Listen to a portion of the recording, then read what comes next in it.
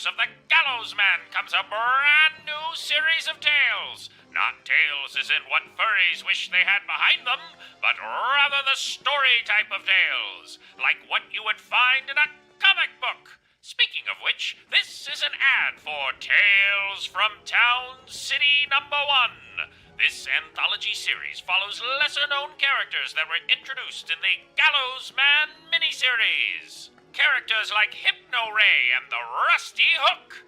You'll follow these two homeless villains and their ventures into trying to use expired coupons they found. Or characters like Hangmutt as this super-heroic dog and his team of super animals slaughter poachers on the daily. And there's even more characters that you'll just have to wait and see for yourself. Now I know what you're thinking. You're thinking, well, if Tales from the Town City spins off from the Gallows Man series, do I need to read the Gallows Man to get Tales from the Town City? The answer is no, you silly listener. You don't need to read the Gallows Man to enjoy the stories found within Tales from the Town City. Each issue and story found within Tales from Town City is self-contained. So what are you waiting for? Support Tales from Town City number 1 by backing it on Kickstarter today.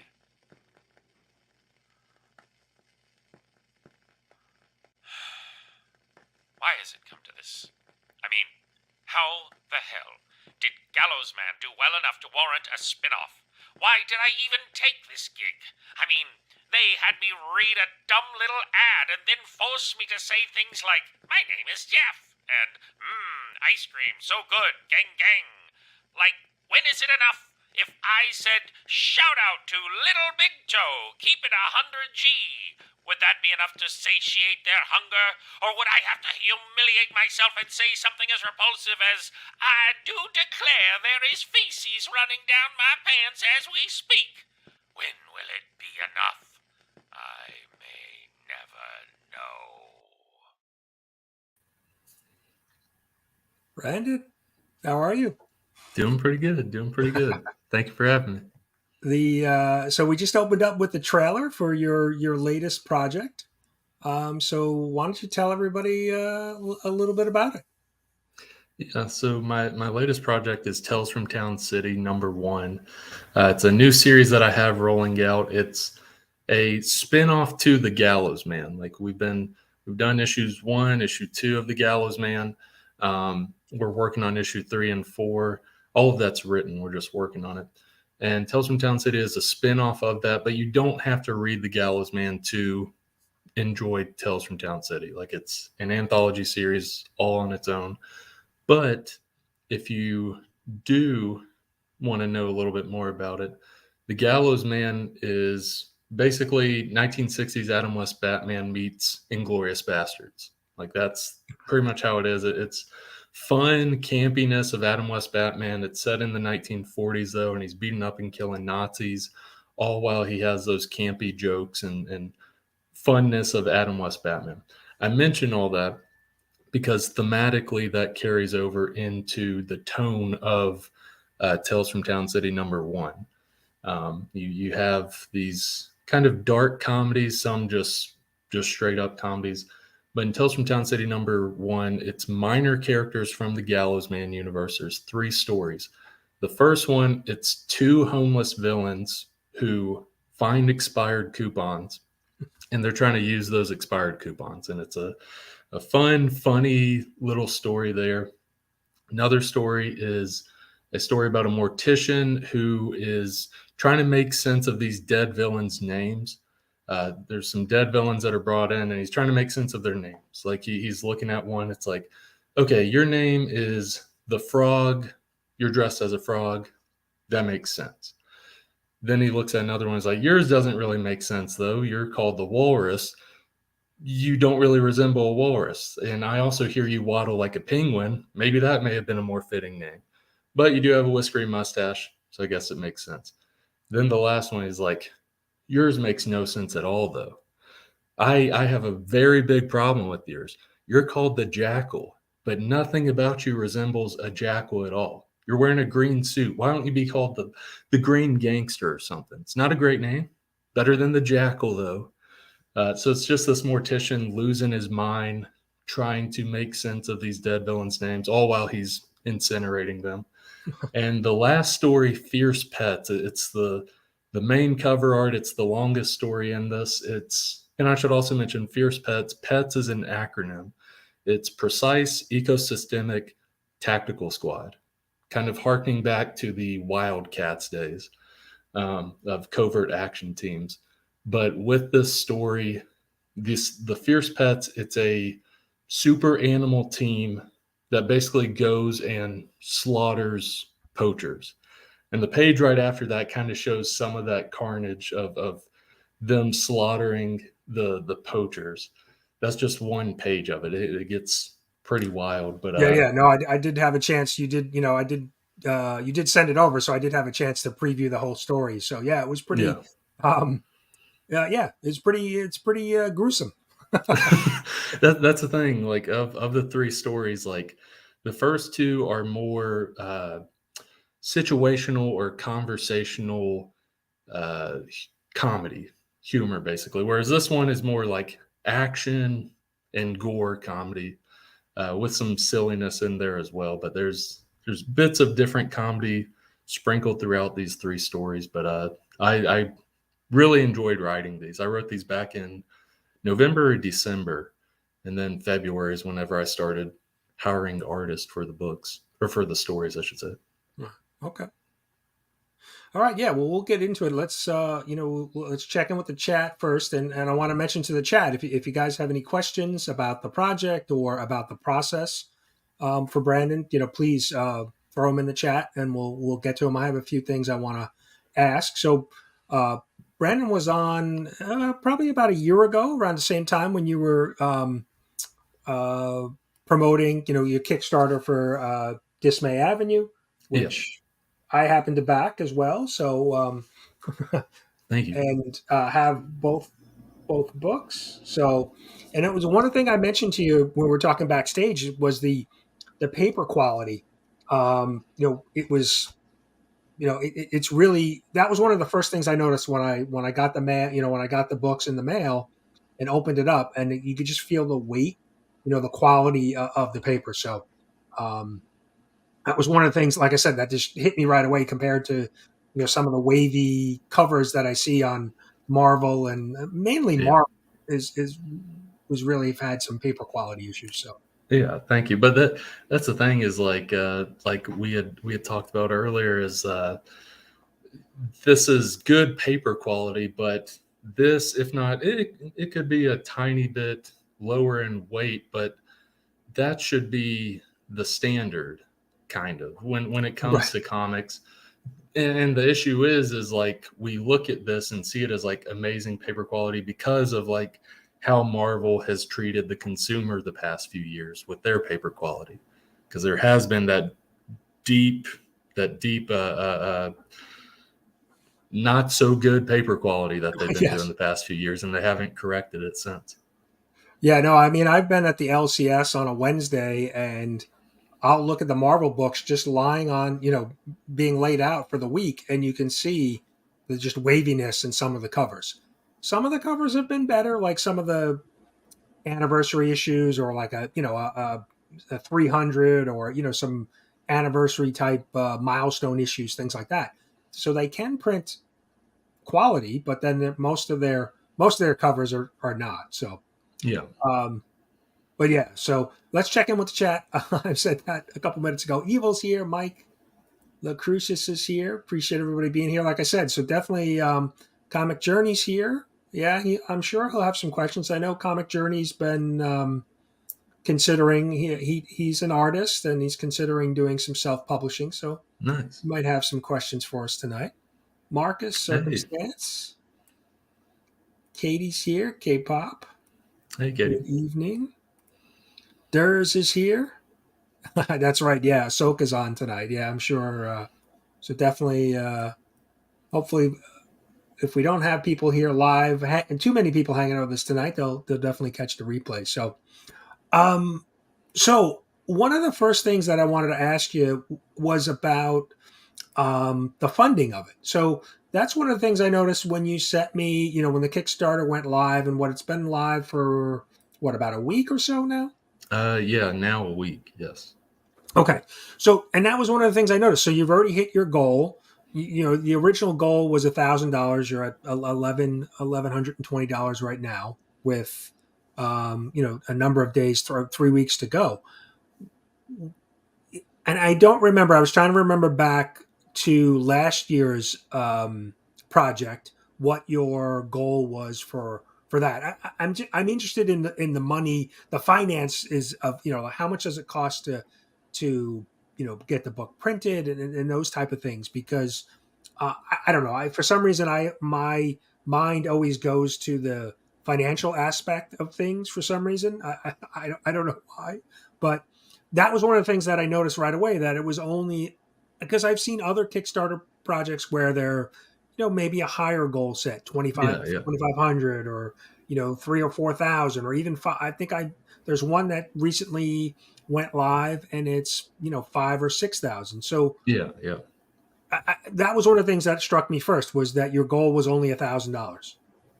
The reason I set my goals so low, which this is actually like one of the higher goals I've set, like the Dismay Avenue, that was $500 goal, but I knew it was going to go a lot more than that.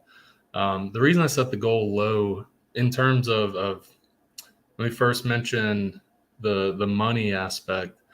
I pay all my artists like out of pocket. Like I pay out of pocket, have all that ready to go, like have the comic completely done before I even launch a Kickstarter. Um, so all of that is taken care of. And when it comes to the Kickstarter, I I use that for like getting it out to people as well as printing. That helps cover the printing for getting it out to people and the shipping for getting it out to people, as well as if there's money left over, I usually will buy more books or it will go into a future project or whatever it may be. But I will say when it comes to the Kickstarters, there's no profit or even I would say break even. Like usually with the Kickstarters, I don't make like enough money that covers like the money I paid for the artists, and I'm okay with that. Like I'm Okay. completely okay with that because this is a passion thing for me. I'll go and say if anyone gets into comics, uh, it's not a money thing, or I should say if they stay with it for more than a couple of years, they then realize it's not a money thing. Because some people might have the false idea of like, oh, I'm going to get into comics like that's it's going to be my main source of income, which can happen, but almost certainly will not happen your first 5 years, maybe not even your first 10 years. um, it's just something, it's a passion. Like you want to get your stories out, you want to work with artists, you love the collaboration of making this media. It's one of those things where if you're a writer and you want to make money on this type of stuff, go into filmmaking or write articles for some website or whatever. Like that's the way to make the money. Comics is not that way. Comics, you're doing this because you're passionate about it. You love the media, you have stories to tell, and you love every aspect of it, the collaboration, whatever it may be. Yeah, I want to keep doing this. I want to keep doing stuff under Dismay Comics, and eventually, because there's bigger projects that I have that can't really work on Kickstarter, that I want to eventually work with other publishers on. And I mentioned that I would say for a lot of comic creators, if you're getting into making comics and you're looking at Indiegogo or Kickstarter or Zoop as like, this is how I'll get my comics out, I would say your first one, do a one shot. That'd probably be best. Do a one shot. If not that, a mini series. I honestly wouldn't say don't do more than 4 issues of a story, because I have like 6 issue stories that are written out. I have 12-issue maxi series that are written out. I have multiple issues of like series that are longer than that, completely scripted out and stuff. But I'm not going to do that under Kickstarter, because I understand with Kickstarter, at least for me, I can put out 2 to 3 books a year.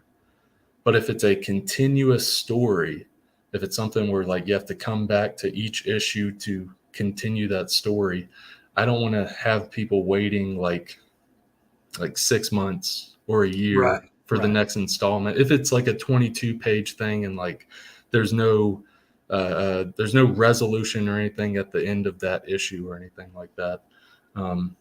Because Dismay Avenue is a different story. Dismay Avenue, it's anthology horror. You can pick up any issue of that and that works. So that can still come out on Kickstarter. But a continuous story that is 6 issues or more, I think needs to go under something that isn't Kickstarter. You need to find a publisher for that. If you are not the artist. If you're the artist and you can go fast, more power to you, do Kickstarter. No, that's interesting. Okay. And I noticed too, I was going through, so, there's a lot of information on your, the Kickstarter page. You have, a lot of preview of a number of the, here we're looking at the cover, there's a lot of interior pages, and the trailer too. Now, was that something you put together or had somebody do for you? Because it looks like it's really well done. Thank you. So the trailer, it's almost like you don't have to see the previous trailers, but this trailer goes in line with the Gallows Man 1 trailer. It goes in line with the Gallows Man 2 trailer, because both of those were Kickstarters. And both of those, I hired someone on Fiverr to edit those, but I also hired someone on Fiverr. Like I typed out the script and had someone, a voice actor on Fiverr, read it. Okay. I'm blanking on his name. It's like Mr. Corley or something. If someone really wants him to like say some 1940s radio announcer stuff, send me a DM and I can send you his information, because he does amazing work. I love his. Yeah, no, that was definitely the voiceover work was, stands out. So yeah. Thank you.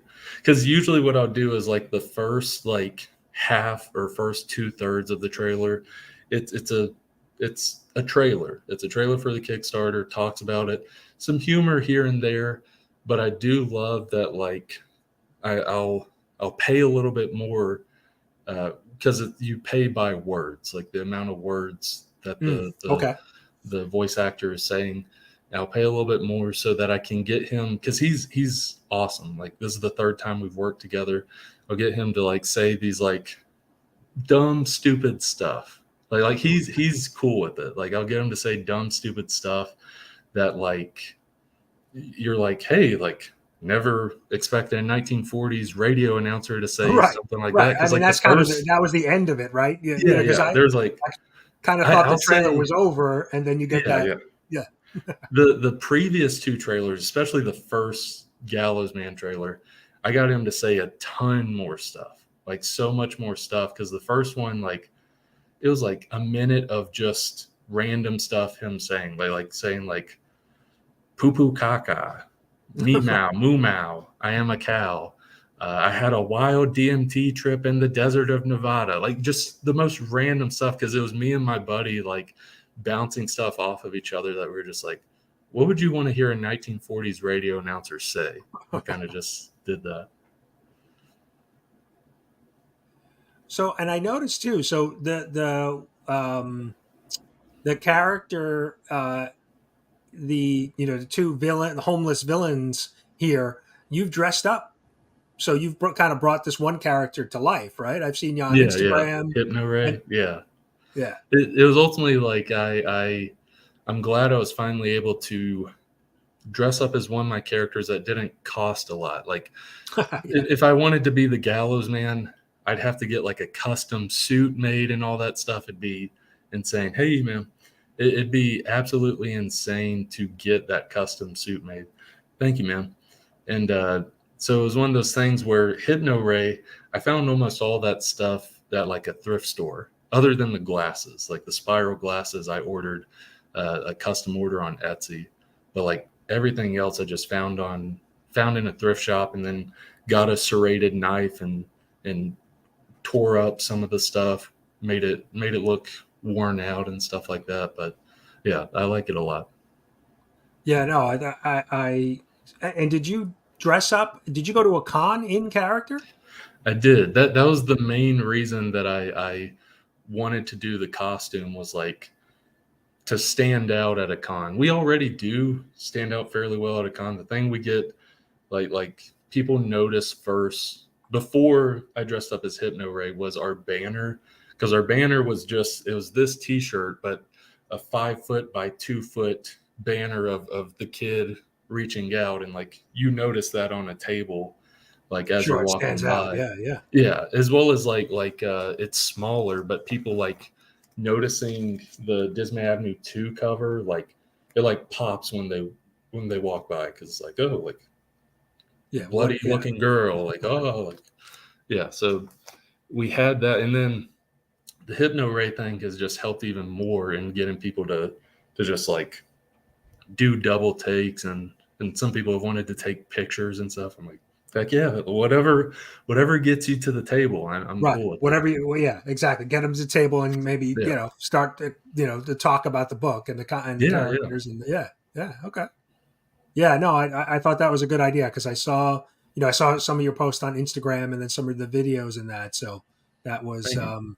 yeah, I thought that was done really well. And one of the other things I noticed, so going through the page, so you have everybody's bio down at the bottom. So scrolling past some of the other artwork, and now these are not artists. Are these artists that you've worked with before, or they didn't work on One, Dismay? I don't think, right? Dismay Avenue. Helen Bolton, the one who did the Mortician story, it's only the 4-page story in this. She worked on actually both issues of Dismay Avenue, now that I think about it. She did the story Acolyte in Dismay Avenue #2. It's the story where it's like Dr. Seuss type art style. Okay. Like she did the artwork for that, and then the 1-page little comic in Dismay Avenue where it's alternate reality, where it's humans replace trees, like it's like a role reversal, where you have like trees chopping down humans and making like tree houses, but it's actually like human houses out Human of their House. bones and stuff. She did the art for that, and then after that, I hired her for the Gallows Man a few years back, and she's the main artist in the Gallows Man. And so I kind of wanted to do a nod to the Gallows Man. Like, yes, Tales from Town City can stand on its own. I wanted to do a nod to where Tales from Town City came from, though, and have her do basically backups in Tales from Town City, like just 4 or 5-page stories within the series, and I absolutely love it. But I've worked with her, the variant cover artist Thomas Tikas. I've worked with him before because he did the main cover art for issues 1 through 4 of the Gallows Man. Like he did this cover art, he did that cover art, as well as the issue 3 and 4 cover art. That's completely done, Okay. but hasn't been printed yet. So that was also a nod of like, he's done the main cover art for the Gallows Man. I want him to at least do like a variant cover for Tales from Town City. But and I should also mention the letterer, Nikki Powers. She lettered Fierce Pets as well as Tinfoiled Hypnotism, like the 2 main stories in Tales from Town City. I've worked with her on like multiple stuff. Like she's like my go-to letterer, basically. So I've worked with all these artists except Juan, who is the main artist of the book. Thank you. Thank you. Glad I'll when I'm at a con from now on, I'm going to be like, look, I you're think you going to need to. like this book. I It's think you going to need feel to get good. have Marcus, quote that, maybe put that on the back cover or something. Exactly. Yeah. I'll be like, feel this book. It's as good as boobs. Feel it. It'll feel just like that. But yeah, Juan Romero, who does the main art for the book, for Fierce Pets, for Tinfoiled Hypnotism, he did the main cover art with the animals right there. This is my first time working with him, and I absolutely loved it. because I was actually a fan of Juan's before I hired him for this book. There's a book that came out a few years ago called Slowpokes. It's basically, what if sloths had like speed? Like, what if sloths were fast? Oh, okay. And it was basically like a B movie, like horror, like a B horror movie. It was like sloths like slaughtering people in a laboratory and slaughtering people at an amusement park. I'm not saying it is this. I think Slaughterhouse, that recent sloth horror movie, may have maybe those people read The book, yeah. Slowpokes, Okay. because there's some ties there. But so I really liked that, and I saw how well Juan was with like animal art of animals like killing humans and stuff, because it's funny but it's also gruesome. And I was like, I want to get him to do Fierce Pets, because like that's Fierce Pets. It's like a super Right. animal team slaughtering these poachers. So I got him to do that, and then got him to do Tinfoiled Hypnotism, which is like a completely different story, because it's more like conversation based. Like, it's two homeless villains talking to each other and talking at a convenience store to the clerk, basically. But he's really good. Juan is really good at like emotions, like emotions within a character's face, which is so important for not only comics but specifically comics with comedy in it. Like, I was trying to have those comedic moments, like having those emotive expressions, especially for something like Tinfoiled Hypnotism, where there's not much action in the book. Like, he's able to nail that facial emotion comedy very well as like the actiony, gruesome comedy in something like Fierce Pets. I absolutely loved working with Juan. I want to work with him on some more stuff. I've got another series that I'll probably pitch to him within the next year, but yeah. Okay. And I noticed too that most of I think all of the artists, at least on this project, they're not from the United States, right? They're Right. different parts of Argentina, Greece, the UK. Now, Oh is yeah. that a cost reason, or just these happen to be the artists that you found and liked what their work? Ultimately, it was the artists that I found that I liked their work. It did play into cost though. Cost is a thing. It's there's some amazing United States artists, but there are some premium costs there. Going outside of the country, it's not as much. You still are paying good. You're still Right. paying an amount, like a good amount, but it's not as much. And you also get, like Juan, for example, you get people that like, I haven't really seen someone with his style, and you see these two stories. But if you go to like Juan's Instagram page, or you look up any of his other books, like, he has a style, and I really like that, because I think with a lot of the artists I work with, I think they're going to go big, but I could definitely see Juan like doing more frequent work for like the big indie publishers, because he has a style, like a unique art style that Okay. I don't really see in other comics, really. Okay.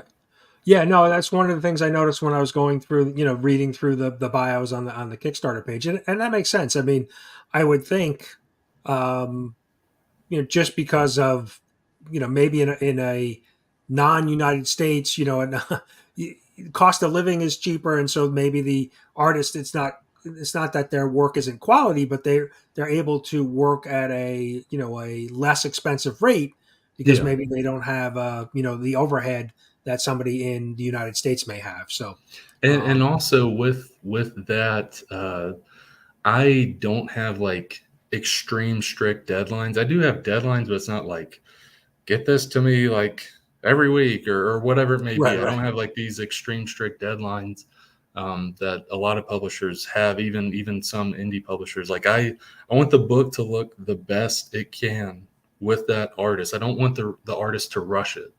So Right. I want them to take their time. And most of the artists I work with, like they've done multiple books before, so they're able to set like their own deadlines. Like they know they can get a page out in this amount of time or Right. whatever it may be. But I allow that time because I want it to look the best it can. I don't want to rush the process. And I also understand and realize that I'm not their main source of income. I'm contributing to that income, Right. but I'm Sure. not the main source of income. So I understand like they have like a bigger job, or sometimes like the some of these artists I work with, like they do comic art on like the side. They have like Okay. a day job. Right. The Right. comic art is on the side. They want to make it big into comics, or have that be the main source one day. Um, there's that, as well as like they have family. Like they have family. They need to spend time with family. They need to go out, be social, that sort of stuff. So I know all this stuff. Right. It's about realizing like these are humans. Like I want a friendship with them. I don't want like to be the boss and be like, Right. Right. do this. Like I don't want that. Like I want Well, a yeah, because friendship. you want to have a good working relationship because you may work Yeah, with them again in the future, right? So you want exactly, to, right? exactly. Yeah. Yeah. Like and it's just understanding like I just want the books to look the best they can, and I want them to be able to work on it without rushing, and to also like enjoy their life and not feel like my book is like pressing down on their life. Right. Right. The pressure of it. Yeah. Yeah. Okay. All right, that makes sense. Now, and do they? Because again, my mind always thinks of the financial side of it. Is it how do most of the artists, or maybe they charge differently? Do they set a rate for the whole project, saying, I'm going to charge you X amount for X amount of pages, or is it like a per page? Like how do how do you scope the project and come up with a dollar amount? So there's usually uh, two options. There's either a page rate where you'll pay per page, like you'll pay whatever you guys negotiate in the work for hire contract and stuff. Uh, I'm going to pay this amount, and then you'll do a page. Then I'll pay this amount. You'll do a page, that sort of thing. You can do page rate, or you can do where I'll pay half of the project up front. You'll do the project. Then once you're done, I'll pay the other half. You can do Right. that. I prefer page rate. I prefer that. I I think I've only done the half and half once, and that I felt comfortable with because it was a reputable artist. Like I heard great things from him. Like I knew other indie creators that worked with the person, so it was like, Okay. yeah, I'm okay with that. Like you have a good name, but something like that is iffy if you don't know a lot about the artist, Yeah, who or the artist is. you Okay. haven't heard like testimonials from people you know about the artist. Right. Right. So page rate is honestly the best thing to me because this has only happened, I think, like once before with me. There, like an artist could dip, like just Right. social media is gone, no emails anymore, and now you're like Yeah, you're stuck in the stuck. middle of So the if you're paid project, up basically. half up Yeah, front, then yeah, yeah. So yeah, yeah, that makes sense. Yeah. yeah. So I would recommend page rate, as well as I'd recommend page rate because on both ends, if you do the half and half, like there is a contract, so that is protecting both of y'all. But the half and half is a little bit iffy on the artist side as well. It's like, yes, I get paid half up front. I finish the book. What if this person is like in debt, or like they just ghost me, and now like I did this other half of the book and like I didn't get paid for it. So I Right. honestly think page rate, going by page, is best for both parties. That's just my Okay. opinion. Okay. That's good. Yeah. Like I said, I mean, I'm trying to think of, um, just the different pieces, right? So you're doing the writing, so you have that covered. You're spending your time. It's not like you're paying yourself. It's producing the book at the end is really, your payment. You have a completed project, but you have the letterer, you have the artist, and then you have the printing costs. So that's really kind of the big three for you, because you're doing all of the writing. Yeah. And what's the difference? I mean, I know it's what's it, Comics Wellspring that does the printing. Yeah, Comics Wellspring. Yeah, you can look up, but I mean, how big of a print run do you normally do? Have you changed that over the different projects? I have changed it. Like, I'll say, when I did the Gallows Man, like the first issue was the first comic I published. Like, not the first one I worked on, but the first one I put out there. People backed it on Kickstarter, bought it, that sort of thing. For that one, I think I ordered, I want to say, there was no more than 100 copies, and that was main. That was main cover and variant. So you're able to order both, and it count as 100 copies, and you just say, like, I want this many variants and this many main covers. Yes, 75 main covers and 25 variants. Or something yeah. I think I did like 65, 35 or something like that. Okay. But after that, projects going forward, I've increased that, because like I'm already, I just got, I almost ran out of Gallows Man 1 and 2 from conventions. And I put in a second printing for both of those. And that came in like a week ago. And I just finished bagging and boarding those today. But yeah, now like Dismay Avenue, I think I ordered, there's 150 to 200 copies for each issue, for issue 1 and issue 2. So yeah, now I pretty much order like 150 to 250 copies of one comic. And likely as time goes on, that number will probably increase. And then you're using that, so you're fulfilling the Kickstarter, but then also having stock when you go and appear at a con. Table at a con, that you have then books to sell, right? Yeah, I've got the books for conventions. I also have them for like future Kickstarters and stuff as like add-ons and stuff like that. So it helps. Like I'm able to keep a book for 1.5 to 2 years, if not a little bit longer, before I need to reprint it, kind of. Okay. And you've got T-shirts with the main cover, right? Oh yeah, part of the Kickstarter. Yeah, and I'd say the T-shirts are the thing where like the T-shirts in Dismay Avenue did like incredible, like on Kickstarter as well as conventions. Like I have like 6 of those left, like that I'm going to sell at conventions, and those will probably be gone in the next year.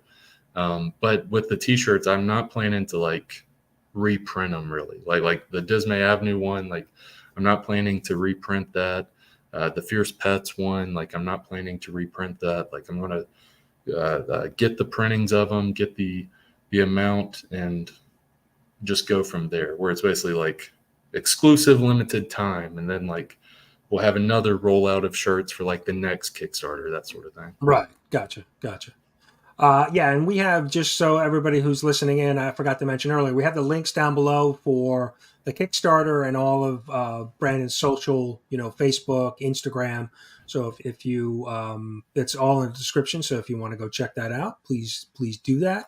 And then I was going through some of the different options, within the Kickstarter. So let's see.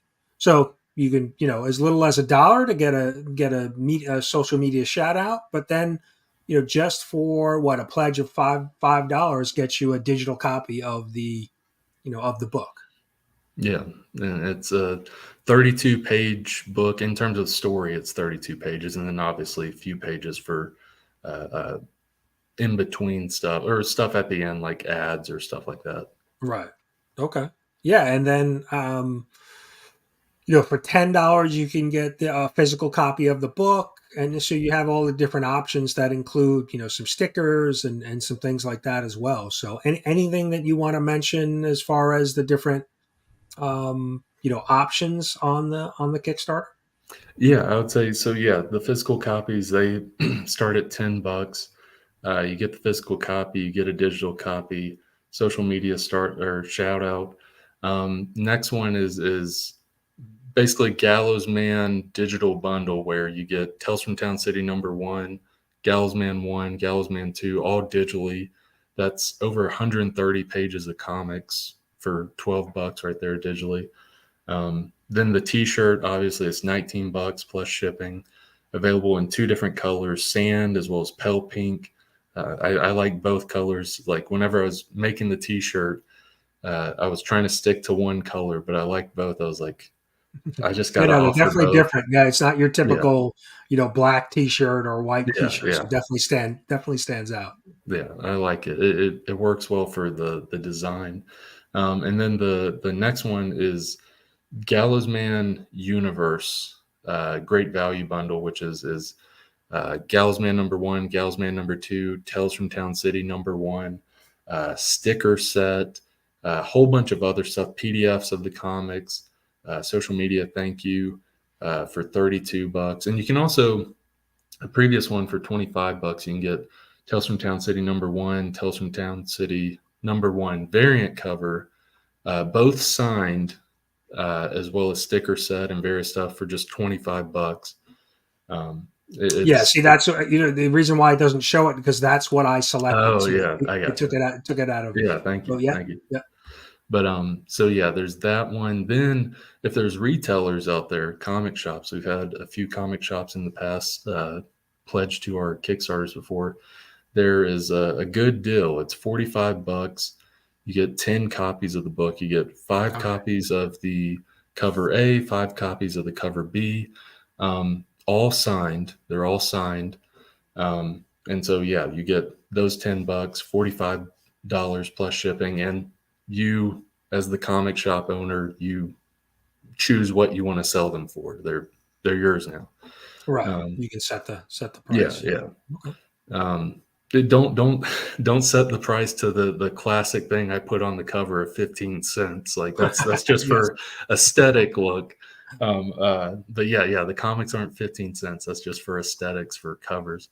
And then at $50, you get, like, if you're like the ultimate completionist when it comes to covers and you really want to dive into the Gallows Man, you get Gallows Man 1, 2, Tales from Town City 1, and you get all of those variant covers, and all of those are signed.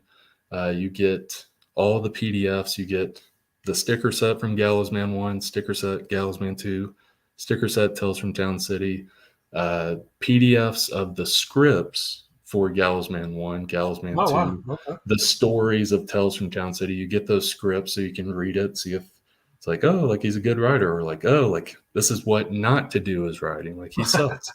You can be the judge of that, as well as a few other options with that tier.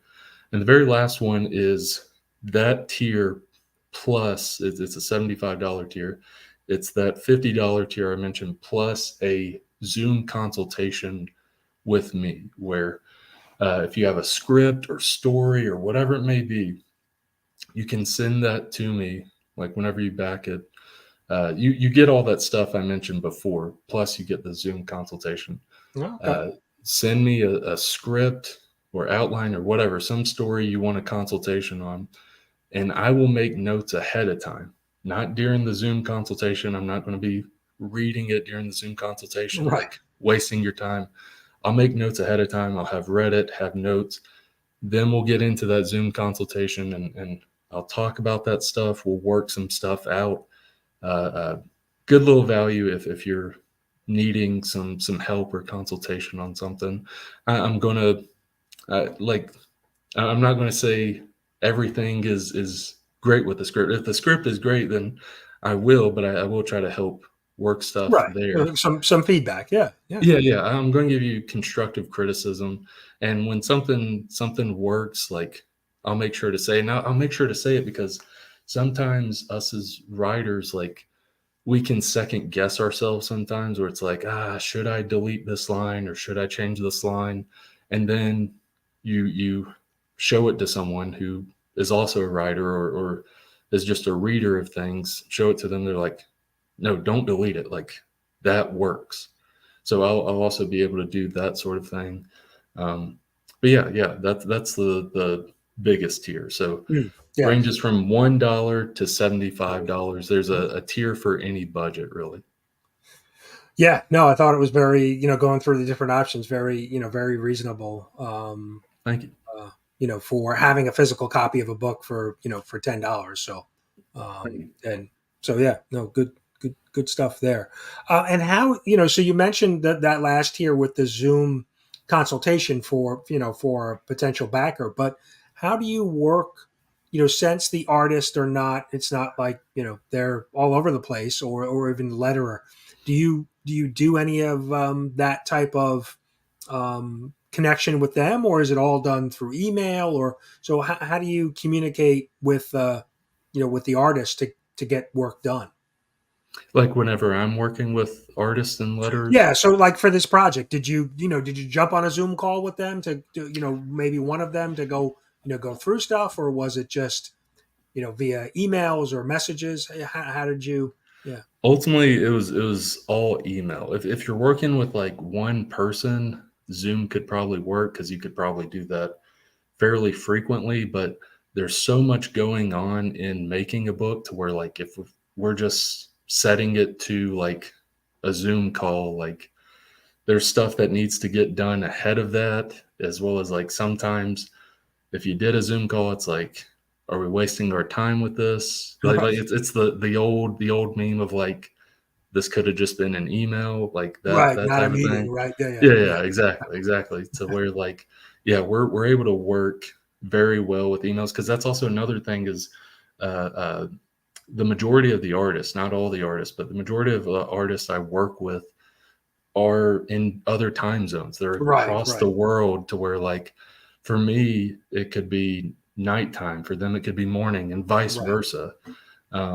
So it's Yeah, one of you're those things sleeping, of, they're awake, right? Yeah. exactly, to where, like I can send out an email before I go to bed, or in the middle of the day, and they're sleeping, and then later on, whenever they wake up, because they're in other time zone, then they'll get back to me.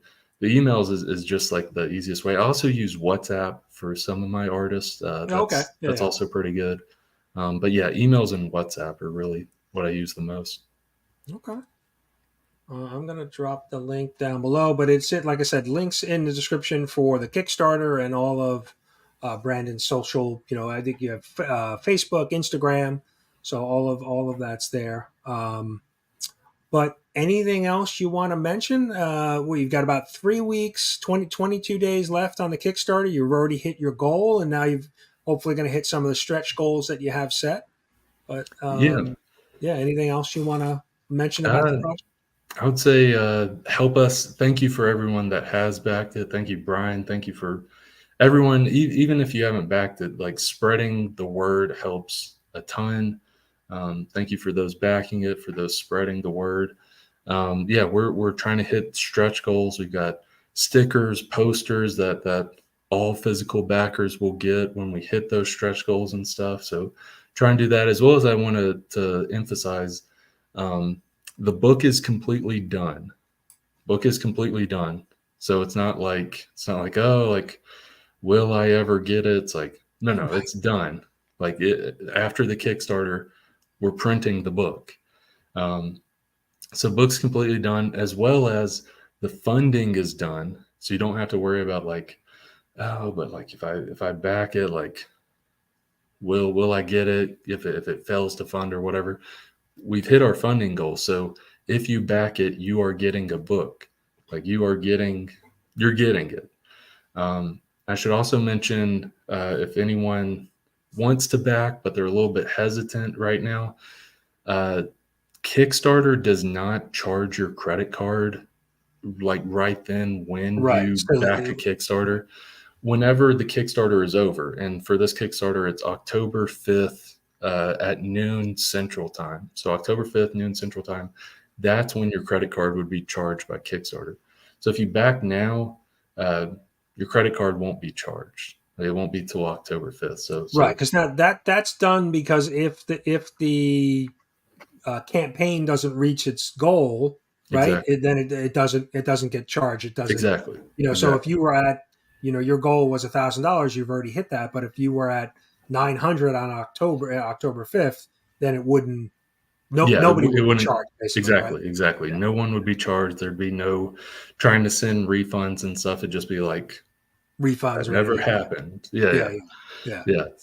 Yeah, Kickstarter does well with having like that type of setup. So yeah, you won't get charged till October 5th if you back it. I should also mention with this comic, the only way you're going to get it is through Kickstarter, like through backing on Kickstarter, like, because I don't have it available anywhere else online other than Kickstarter. So there's pretty much 3 weeks left. If you are interested, I'd love for you to back it. If and also, like I mentioned, it's $1 to $75 in terms of the tiers and stuff. There's a tier for any budget. Every little bit helps because it helps spread the word. Whenever you back something on Kickstarter, if you've backed other stuff or if there's people following you on Kickstarter, it'll send an email notification out to people that like, hey, so and so backed this project, Hmm. and so it Well, gets more eyes on the project and stuff. So every little bit helps, and even if you're not able to back it, simply sharing it out helps a lot. sure. Yeah, and I know. So with Dismay Avenue, last year's project that you did, what I noticed just from being a supporter of it was that you sent out some pretty frequent updates. So Oh yeah, after yeah, after the campaign ended, there were some updates. So as a backer, I knew what was going on, and you kind of kept us updated. Like, it's going to printing. I've got some to printing. I'm going to start to mail them out. And so there was, I don't know, I can't remember. It was probably at least three, if not 4 or 5 different communications about yeah. the status. So which was really good because I said, okay, my card got charged, and now you don't know when you potentially got to get the book, but there was very good feedback and updates from you Thank throughout you. the process, which I thought was really good. And that's ultimately the thing is like people backed your project or they paid for this thing. Keep them updated on like when to expect it, or if something comes up, if something comes up with the printer or whatever, let them know. Let them know what's going on. It's because I think at that time, yeah, I probably sent 3 to 5 or something like that. Just like keeping people updated on the process. And then whenever it shipped, like letting everyone know, like, hey, it shipped, expect it within the next like week, basically. Right.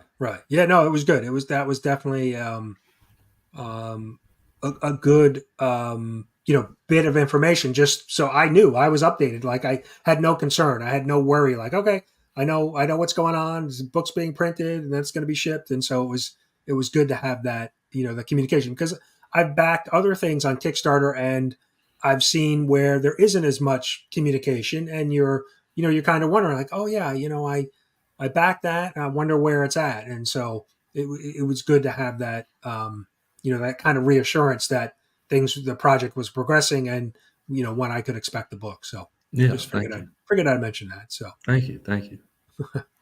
but yeah, I think you've answered all of my questions. So I'll, anything else, like I said, you want to mention about the project?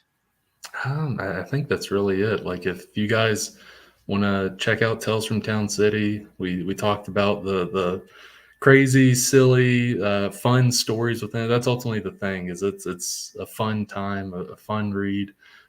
Gallows Man 1 and 2 is also available in the Kickstarter. Like I mentioned, with some of the tiers, Gallows Man 1 and 2, as well as the variant covers, are available.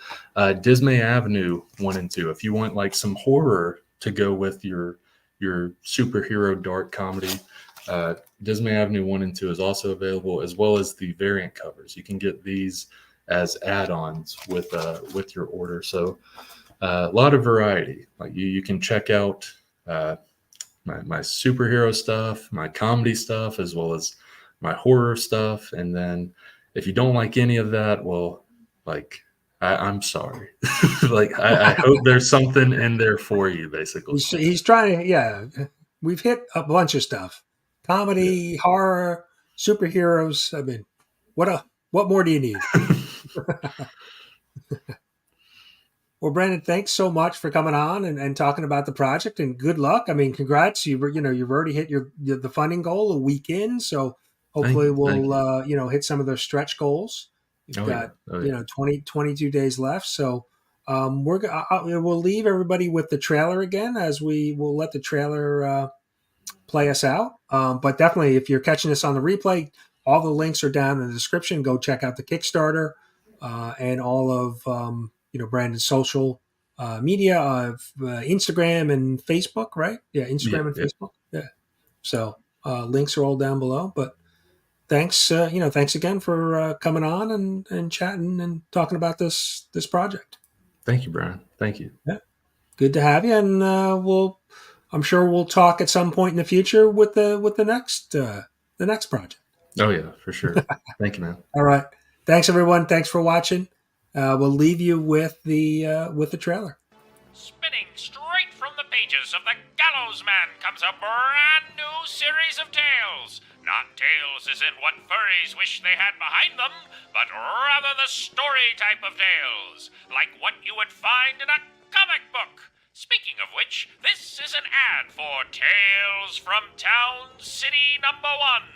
This anthology series follows lesser-known characters that were introduced in the Gallows Man miniseries. Characters like Hypno Ray and the Rusty Hook.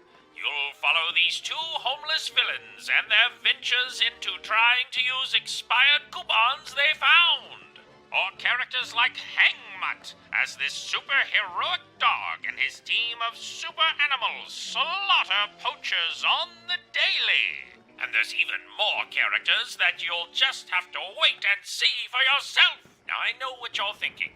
You're thinking, well, if Tales from the Town City spins off from the Gallows Man series, do I need to read the Gallows Man to get Tales from the Town City? The answer is no, you silly listener. You don't need to read the Gallows Man to enjoy the stories found within Tales from the Town City.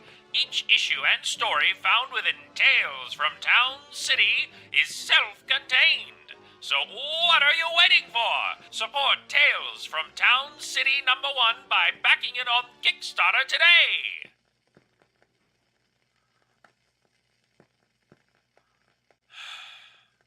Why has it come to this? I mean, how the hell did Gallows Man do well enough to warrant a spin-off? Why did I even take this gig? I mean, they had me read a dumb little ad and then force me to say things like, "My name is Jeff," and, ice cream, so good, gang gang. Like, when is it enough if I said, "Shout out to Little Big Toe, keep it 100G"? Would that be enough to satiate their hunger? Or would I have to humiliate myself and say something as repulsive as, "I do declare there is feces running down my pants as we speak"? When will it be enough?